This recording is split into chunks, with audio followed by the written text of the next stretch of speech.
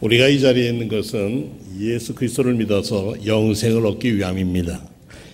이것이 우리가 이 자리에 있는 아주 가장 제1의 이유입니다. 영생이 없는 삶이라는 것은 우리 예수 믿는 사람들에게선 참 불행한 삶이 됩니다. 이 세상 동서고금을 막론하고 인간들이 가지고 있는 최고의 고민, 제일 큰 문제가 있다면 그것은 죽음에 대한 문제일 겁니다. 오늘 성경에 예수님께 한 젊은 관리, 다른 번역에 보니까 엘리트, 또 어떤 성경에는 부자, 또 여러 표현했는데 하여튼 그 시대에 성공한 지도자 한 사람이 예수님을 찾아왔습니다. 그리고 문답을 합니다. 자기가 가지고 있는 문제를 가지고 예수님 앞에 질문을 던집니다. 선하신 선생님, 제가 무엇을 해야 영원한 생명을 얻겠습니까? 나는 선한 게, 선의 근본은 하나님, 진선미의 근원은 하나님인데 제가 나에게 무슨 선하다고 하느냐, 인사치레로 하는 건지, 그동안 주님께서 복음을 전하는 말씀을 들었던지, 어쨌든 이 예의를 갖춰서 선하신 선생님, 제가 무엇을 해야 영원한 생명을 얻겠습니까? 영생이란 말은 영원한 생명을 줄여서 영생이란 말을 씁니다. 사람이라면 그 누구나 죽음의 공포 앞에서 그 두려움에 몸부림칩니다. 즉 죽음을 피하고 싶거나 아니면 영생을 얻으려는 욕망은 누구에게나 있습니다. 인류의 최대의 과제이고 죽음을 넘어선 영생이 문제이고 보면은 영생에 대해서 묻지 않는다는 것은 이 성공한 지성인이었고 관원이었으니까 아주 좋은 권력까지 가지고 있는 사람에게는 묻지 않을 질문이 아닙니다. 사전에 영생이라는 말을 찾아보면 영원한 생명 또는 또 영원히 삶, 그리고 딱 이래 써놓고 뭐라고 써 있느냐면 예수를 믿고 그 가르침을 행함으로써 천국에서 영원히 삶, 이것이 영생이라고 써 있습니다. 그러니까 세상에서 만든 사전책에도 영생은 예수 그리스도를 믿고 그 가르침을 행함으로써 천국에서 사는 천국 삶을 살아가는 것이 영생이다라고 소개합니다. 사람은 누구나 건강하게 오래 살고픈 마음을 갖고 삽니다. 그래서 요즘에 제일 큰 상품 중에 시장 중에 하나가 건강식품이라고 그럽니다. 혹은 어떤 분들은 말로는 나 빨리 이 세상을 떠났으면 좋겠다고 하지만은 실제로 죽음이 다가오면 마음이 달라집니다.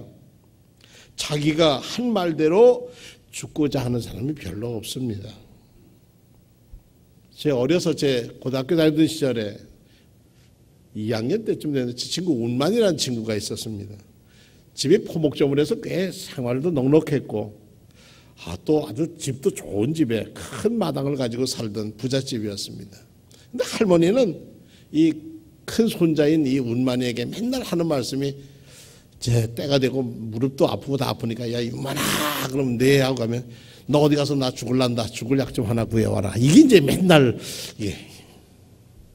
할머니 왜 그러세요? 그러면 또 할머니 위로해드리면 그렇지 그러고 넘어가는데 어느 날은 이 친구가 할머니가 나 죽을 약 사오니까 예 알았어요 그러고 집을 나오면 개울 건너에 약국이 있는데 약국에 가서 바카스를 사가지고 물에다 담가서 껍질을 딱 뺏기고, 근데 옛날엔 쥐약도 그런 데 넣어서 잘 팔았습니다. 이약 쥐약도. 할머니 죽을 약 사오라고 그랬지. 그래 이거 죽을 약이래. 그리고 딱 따서 드시라고 그러니까 이놈이 하고 부치깽이를 들고 쫓아왔습니다. 도망가면서 누가 먹었느냐? 지가 먹었습니다. 근데 아버님이 들어오다 그걸 보았어요. 들켰습니다. 붙들렸습니다. 너 왜 그러냐? 할머니가 저놈이 내가 죽을 약 사오랬더니 진짜 약을 사왔는데 약을 사와서는 내가 먹지 않고 저놈이 죽고 이제 죽게 됐다. 큰일 났다고 야단을 치는 거예요. 아버지한테 그 바카스라는 걸 알고 그날 정말 오지게 맞았습니다. 정말이다 막 할머니가 그러면은 할머니의 마음은 그런 게 아닌데 너 그거 알면서 왜 그러니까 하도 할머니가 나 이 세상 떠났으면 좋겠다. 그래서 그랬다는 거예요. 하긴 그렇습니다. 여기 계신 분 중에 연세 많은 분들은 신방 가면 저 빨리 보내주세요. 그런데 저는 빨리 보내줄 자격은 없습니다. 그런 권한도 없고 아무리 생사일려라고 해서 삶과 죽음이 둘이 아니고 하나라고 한다 하더라도 이 세상에 무슨 뭐 철학에 달관한 사람이라 하더라도 죽음 앞에서는 초연한 사람이 그리 많지 않습니다. 대개 우리는 삶과 죽음이 이 이분법으로 나누어 구분해서 삶은 긍정적이고 죽음은 부정적으로 생각하는 경우가 대부분입니다. 하지만 생각해보면 시간 안에서 우리는 죽음을 향해서 달려가는 존재라고 하는 뜻입니다. 마틴 하이데거라고 하는 실존주의 철학자의 대가는 인간은 죽음을 향하는 존재라고 그랬어요. 죽음을 향해서 가고 있는 존재라는 거예요. 이 세상에 던져진 존재이기도 하지만 그 던져진 존재의 궁극적에는 죽음이라는 거예요. 저도 지금 이 시간에 설교를 하지만 저도 한 시간 더 순간순간 더 죽음을 향해 가고 있습니다. 부인할 수가 없는 것입니다. 인간이 죽음의 시간이 다가올수록 안정된 삶을 원하지만 내일이라고 하는 불안 때문에 사람들은 두려움으로 몰아갑니다. 우리나라에 대선이 가까우는데 12월도 오래 있다는데 사람들마다 잘 사는 나라 만들고 편안한 나라 만들어주고 행복하게 만들어주겠다고 다들 얘기를 합니다. 그게 또 정치인들의 꿈이기도 할 겁니다. 중국의 진나라의 시왕이 자기가 오래 살고 싶은 마음에 동남동녀를 보내서 불로소를 구해오라고 그랬는데 뭐 우리나라 제주도까지도 왔다고 그래요. 근데 사실 진나라의 시왕은 50살에 세상 떠났습니다. 여러분은 진시황보다 훨씬 더 오래 사시는 분이 많이 계십니다. 사람이 죽을 수밖에 없는 존재라는 것을 알게 되면 그 다음부터 사람들은 두려움 속에 불안 속에 어쩔 줄 모릅니다. 오늘 예수님을 찾아온 성공적인 엘리트 인생 거기다 관원이 부족할 것 없는 성경은 그 뒤에 그런 부자라고 그랬어요. 그러니까 아쉬울 것 없는 그 사람이 예수님에 찾아와서 자기가 가지고 있는 인생의 가장 중요한 문제를 예수님 앞에 문제를 던집니다. 그것은 영생의 문제였습니다. 영생은 죽음 뒤에 한없이 이어지는 생명을 영생이라고 그러지 않습니다. 여기서 영생이라고 하는 것은 무시간적인 문제, 처음도 끝도 없는 그런 시간의 영생이 아니란 말이다. 만약 지옥 간 사람이 영생 그러면 지옥에서 여전히 그럴 거 아닙니까? 우리가 한번 잘못해서 실수하고 죄를 지면 거기에 영생이라고 그러면 그 죽음의 그 죄에서 계속 그것만 살아야 할 거 아닙니까? 성경에서 영생은 이승과 저승을 구별하는 것이 아니라 오직 그리스도 예수 안에서의 삶을 영생이라고 합니다. 왜냐하면 예수님은 영원한 곳에서 오셨고 영원의 본체이신 하나님이시기 때문에 우리는 예수 안에 있을 때, 예수 그리스도 안에 있을 때 예수님을 나를 구원해 주실 분입니다라는 확신 안에 있을 때 우리는 이미 영생에 들어가 있는 것입니다. 그러므로 여러분은 이미 영생을 얻으신 분입니다. 그런데 지금 여기에서 여러분의 삶이 그리스도에서 바깥으로 벗어나면 여러분 영생에서 멀어지고 있는 것입니다.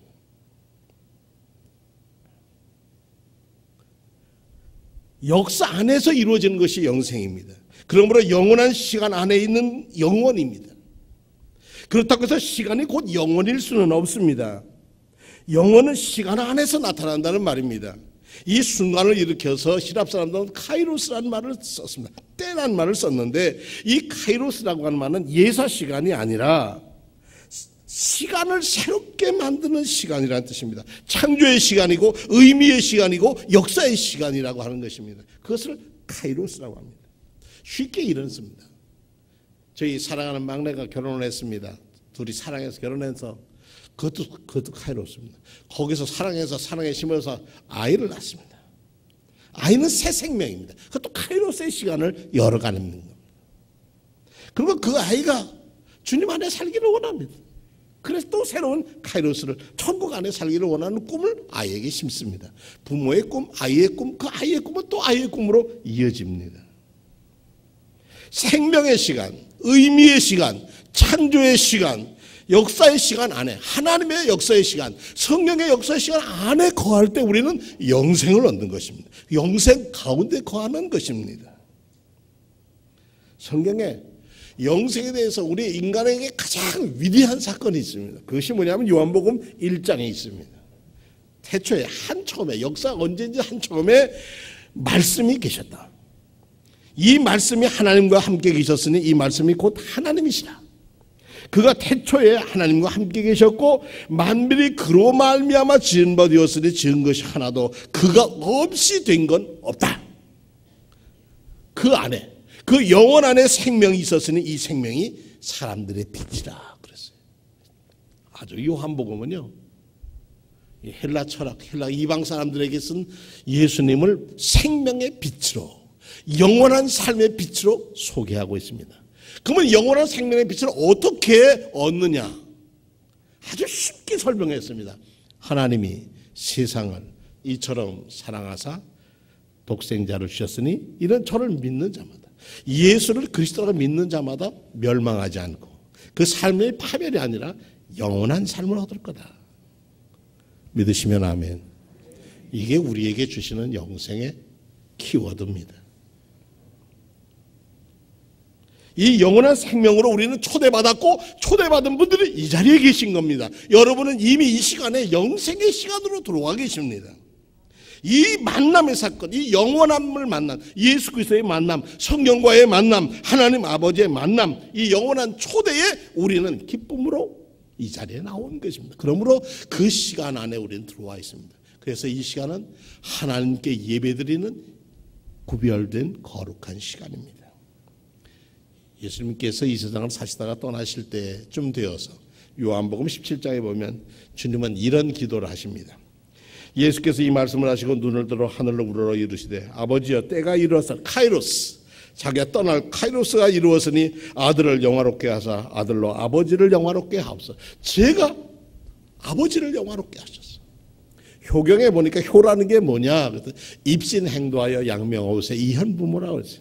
어떤 사람이 입신, 자기를 잘 세워서 이름을 날리는 행도, 도를 행해서 야, 저 사람은 네 집 아들이야. 그로 인해서 그 부모에게 영광을 돌린다는 거예요. 그것이 부모의 영광이 되어야 효라는 거예요. 근데 예수님의 기도는 하나님을 영화롭게 하는 것이 그리스도인의 삶이라는 것이에요. 아버지께서 아들에게 주신 모든 사람에게 영생을 주게 하려고 만민을 다스리는 권세를 아들에게 주셨음이로다. 그리고 영생에 대해서 따라합시다. 영생은 곧 유일하신 참 하나님과 그가 보내신 자 예수 그리스도를 아는 것이니이다. 아멘.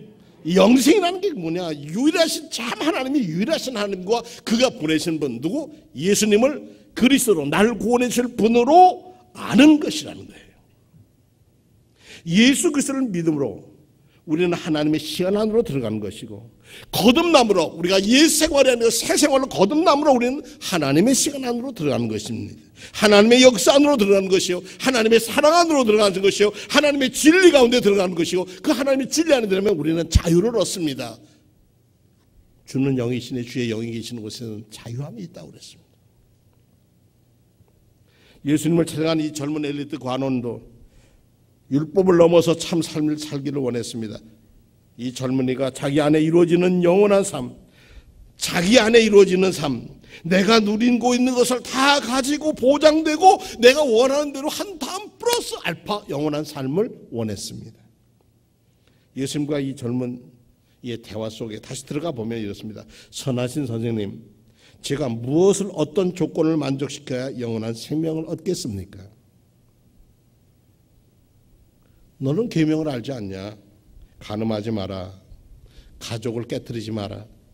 여기 성경은 간음하지 마라. 근데 영어 성경에 보면 내 가족을 깨뜨리지 마라. 살인하지 마라. 도둑질하지 말라. 거짓으로 증언하지 마라. 내 부모를 공경하라 하지 않았느냐? 그랬더니 이 젊은 관은 정말 정말 범생이죠. 모범생이니 정말 저요. 그 어려서부터 다 지킨 거예요. 그러면 주님은 야, 참 착하다. 너 그것까지 다 했냐? 고맙다. 이랬을 줄 알았는데 그러면 됐다. 그러면 영생을 얻는 거야. 이럴 줄 알았는데 아니다. 간음하지 않는 것으로만으로, 도둑질하지 않는 것으로만으로도, 살인하지 않는 것으로만으로, 부모를 잘 공경하는 것으로만도 거짓 증거하지 않은 것으로 영원한 생명을 얻을 수 없다는 거죠. 아이고, 계명을 지키면 율법대로 하면 영생을 얻어야 하는 것인데 정말 놀랄 일이죠. 예수께서는 우리가 살아가면서 착한 행실, 도덕적인 행위를 통해서 영원한 생명을 참삼, 저는 영원한 생명은 참삼이라고 생각해요. 참 삶을 살 수 없다는 것입니다. 예수님의 십계명 가운데 첫째, 둘째, 셋째를 말씀하지 않는 이유가 여기 있습니다. 쉽게 말씀드리면 우리가 어떤 착한 일을 하는 도덕적인 행위가 참삼 영생의 필요 조건은 될 수 있는지 모르지만 충분 조건은 되지 못한다는 것입니다. 그래서 예수님은 그 젊은 관원, 정말 엘리트인 젊은 관원에게 다시 말합니다. 예수께서 그를 보시고 사랑하사 이르시되, 사랑하사, 참 이런 사람 얼마나 귀하겠어요. 사랑하사 이르시되 내게 아직도 한 가지 부족한 것이 있다.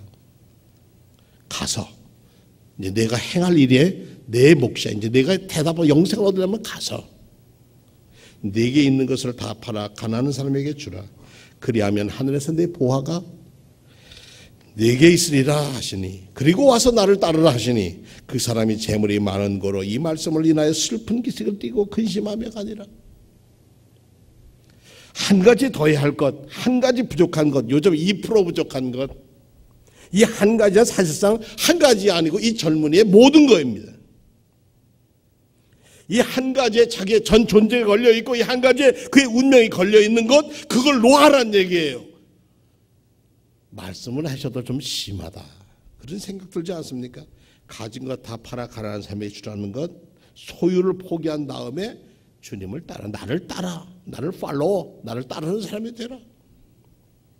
참으로 엄청난 요구셨습니까? 왜 그랬습니까? 젊은이는 가진 것이 성공적인 인생을 살았고 많은 것을 가졌다고 성경은 말하고 있습니다. 이런 부자에게 가진 것을 다 내놓으라는 것은, 그 삶 전체를 내놓으라는 것은 너 죽어라, 그런 얘기하고 다른 의미 뭐가 있습니까? 이 엄청난 주문을 하시는 주님은 어떤 의도가 있었겠습니까? 이것은 목숨을 걸 만한 무서운 결단을 요청하는 이유가 어디에 있습니까?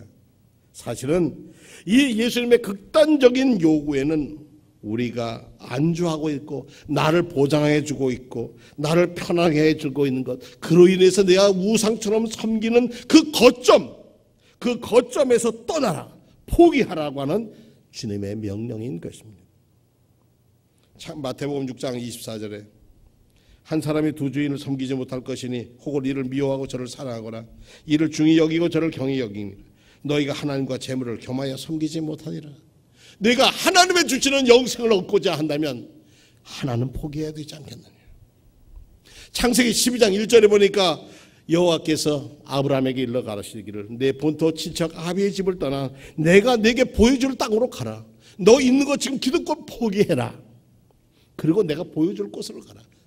내가 팔아서 가난한 사람에게 주고 와서 나를 따라. 팔아주라만 안 돼, 따라라 그래.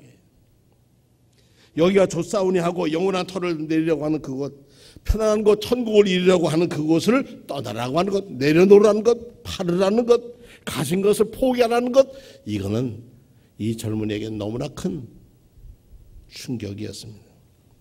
1890년 헨리 투먼 목사님이 그 간증하면서 이런 설교를 하시는 것을 기록해서 봤습니다.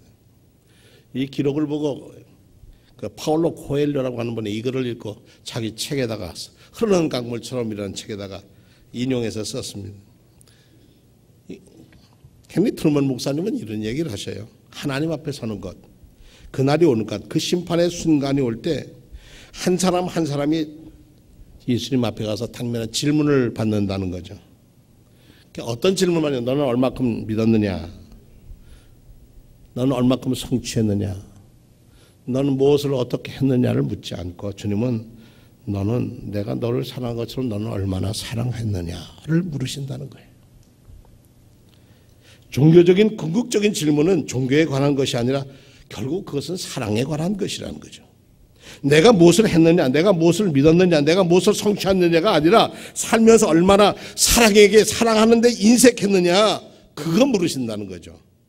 저지른 죄에 대해서 추궁한 것보다도 심판의 자리에서 예수님은 우리에게 앞에 선 그 사람에게 선을 행하지 않은 것이 죄라는 것을 일러주신다는 겁니다. 우리가 하나님을 사랑한다고 사랑을 내 안에 가둬두는 것이 그리스도의 영혼을 부정하는 것이나 다름이 없습니다. 사랑하지 않는 것은 우리가 진정 주님을 모르는 것이게 되고 그가 우리에게 베푸신 십자가의 사랑도 잊어버리고 모르기 때문에 우리는 하나님 우리에게 잘 믿었냐 하는 얘기는 주님의 심판대에 가서는 너는 얼마큼 사랑했냐라고 물으신다는 겁니다. 우리는 한 해 반을 보내면서 맥주 감사 예배를 드리고 있습니다. 믿음으로 나왔고 오실 때 정성껏 예물도 준비하셔서 여기까지 인도하신 2012년 7월 마지막 주일까지 인도하신 하나님께 성별되고 구별된 마음으로 예물을 드리실 겁니다. 사실 우리의 삶을 보장해 주는 게 우리는 무엇입니까? 물질이 아니었습니까? 우리를 보장해 주는 것이 안락한 직장과 권력이 아니었습니까? 그러나 우리의 중심을 보시는 우리를 잊게 하시는 하나님은 우리의 아버지신 하나님은 내 중심을 내게 달라 그렇게 말씀하신다는 것입니다. 그런 마음으로 드려야 할 것입니다. 아프리카 원주민들에게는 병 중에 아주 무서운 병이 있는데 그 병 이름이 영혼상실증이라는 겁니다. 한번 따라 하실까요? 영혼상실증. 영혼을 잃어버린 거예요. 얼빠진, 우리말에 옛말에 예의죠. 얼빠진 놈 그랬는데 얼을 빼버린 거예요. 영혼상실증이 있다. 이 병에 걸리게 되면 사람들은 죽게 되어서 이 병을 고치려고 애를 쓰는데 이제 동네 그 추장이나 어른들에게 찾아가서 제가 이렇게 무기력한데 저 어떻게 하면 좋겠습니까? 하고 묻는데요. 그러면 이제 진단을 한답니다. 진단하는 4가지 진단의 말이 있다는 거예요. 그러면 이 어른이 있다가 묻답니다. 자네 언제부터 춤추기를 중단했는가? 우리 아프리카 사람들은 밤에 많이 너 춤추는 걸 언제 그만뒀는가? 자네는 언제부터 노래 부르기를 중단했는가? 당신은 언제부터 홀로 있는 시간이 두려운가? 당신은 언제부터 사는 것이 시시하다고 생각 들었는가? 이 문제 체크되면 자네는 영혼상실증병에 걸렸어. 좀 이렇게 바꿔봤습니다. 당신은 언제부터 기도하기를 멈췄는가? 당신은 언제부터 예배에 참석하는 것이 시시하다고 느끼셨는가? 당신은 언제부터 말씀 읽는 것을 중단했는가? 당신은 언제부터 입에서 찬송이 떠났는가? 당신은 언제부터 가정예배 드리는 것이 힘들어졌는가? 당신은 언제부터 하나님이 두렵지 않고 언제부터 당신은 감사하는 마음을 잃었는가? 나는 언제부터 남은 생활은 나 자신만을 생각하게 되었는가? 아마 이런 질문 앞에서 자유로운 분이 계시다면 그분은 참 행복한 분이실 겁니다. 자신의 행복과 자신의 꿈을 위해서 형도 속이고 축복권을 받아서 도망해서 어머니의 도움으로 외삼촌 댁에 도망가서 20년 동안 모슴살이 하면서 재산도 불리고 가족도 늘리고 그리고 20년 만에 자기 고향으로 외삼촌하고 그 가족들의 눈빛이 현찮아서 다시 고향으로 돌아오는데 야복강까지 왔습니다. 이 강을 건너가며 소문에 들어보니까 자기 형 예서가 군대를 가리고 자기를 맞으러 온다고 그러는데 형을 만나면 형이 떠날 때 아버님만 돌아가셔봐라 내가 너 죽이겠다 그랬던 것이 마음에서 잊혀지지가 않아서 불안했습니다. 그래서 때를 자기 재산을 3대를 나누고 다 건져놓고 마지막 야복강가에서 자기 혼자 통곡하며 이 문제를 놓고 고민합니다. 밤새 씨름을 합니다. 형과의 관계를 개선해야 되는데 돈도 물질 다 있는데 형과 개선을 해야 되는데 이거 안 하면 죽음이나 다름이 없었어요. 형 몫을 잘 떼서 앞을 보내긴 했는데 우리도 이제는 멀지 않아서 여기 계신 분들 중에 우리 또 고향으로 가야 할 분들이 꽤 많습니다. 저나 여러분 가운데 올 때는 차이가 있지만 갈 때는 고향으로 돌아가는 데는 순서가 없습니다. 삶에 대한 열정도 감사도 식어지고 사랑도 식어지고 우리의 삶은 각박해지고 짜증이 나고 세파에 시달리다 보면 그냥 놔둬 그러고 싶은 그런 공허함 속에 사는 여러분들에게 그 위기 속에서 많은 것을 가지긴 했지만 형이라고 하는 쌍둥이 형, 그것도 나이도 차이지 않는 쌍둥이 형 에서 앞에서 야곱은 무척이나 작아졌습니다. 그리고 그는 밤새 고민하며 천사와 씨름을 합니다. 그리고 환도뼈가 부러지는 그런 아픔까지 겪으면서 그는 강을 건너가지만 그 아침은 분이엘의 아침, 새 아침을 맞이하며 응답을 받고 건너가는 기쁨의 아침으로 그 강을 건너갈 수 있었습니다. 우리가 안주하는 곳이 어디입니까? 우리의 생을 보장받는 곳이 어디입니까? 우리가 끝내 눌러 살고 싶은 곳이 어디입니까? 유명했던 성군이란 다윗 왕은 맨 말년에 그런 시를 썼다고 그래요. 진실로 주의 선하심과 인자하심이 내가 산 날 동안 나를 따라올 것인데 저는 주의 집에서 영원히 살겠습니다. 저는 권력 속에서 영원히 살고 저는 재물 속에서 영원히 사는 것이 아니라 주의 집에서 영원히 살겠습니다. 이것이 제 평생 소원입니다. 이렇게 고백하고 있습니다. 그러므로 하나님은 나의 목자이십니다. 저는 아쉬울 것이 없어요. 여기서만 내 소유를 팔라고 하는 건 소유는 재산만이 아닙니다. 건강도 있고 가족도 있고 모든 것을 다 가지고 있다고 느끼는 것은 다 소유일 것입니다. 캘커타의 성녀라고 부르는 마더 데레사, 주님의 부르심을 따라서 모든 것을 놓고 따라왔던 마더 데레사가 당신에게 가진 최고의 것을 세상과 나누라, 그런 글에서 이런 글이 있습니다. 사람들은 때로 믿을 수 없고 앞뒤가 맞지 않고 자기중심적이다. 그럼에도 불구하고 그들을 용서해라.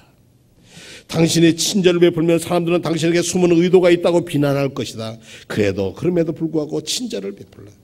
당신이 어떤 일에 성공하면 몇몇 가짜 친구와 몇 명의 진짜 적을 갖게 될 것이다. 그럼에도 불구하고 성공해라.